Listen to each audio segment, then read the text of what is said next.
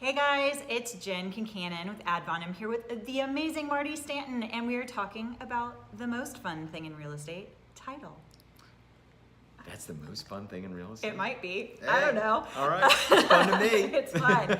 So, big question for you. Yes. What is the difference between the lender's title policy and when someone is saying, hey, I'm getting title insurance? What's the difference there? It's a great question. Most people, when they're buying property, they need to finance it, okay? And so there's two people that need to be insured. The owner that's purchasing the property, the buyer, essentially. And then ultimately, the lender wants insurance to protect them in the case that there's a loss, because they're loaning so much of the purchase price to that buyer, right? So there's actually two policies that are issued. But you know what's ironic about it is that you would think, okay, wait a second, they must have two different policies. How are they based? And actually, the policies are done based on the higher of the two. So the purchase price normally in most situations is higher because someone's putting down a down payment, and then there's the loan amount.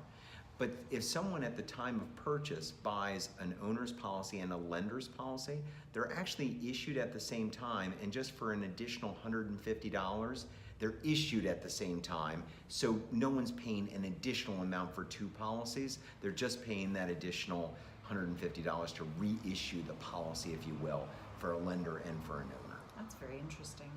Thank you. And so in the event of a loss, the lender has a policy and they will be covered through that policy. And in the event the buyer has an action, then essentially they're covered under their policy.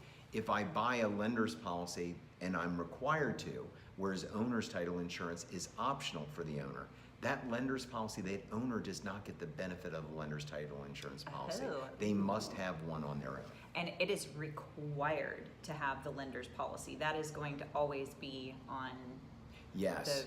the settlement statement. Lenders do not want to take that risk, so they pass that cost on to the buyer. Got it.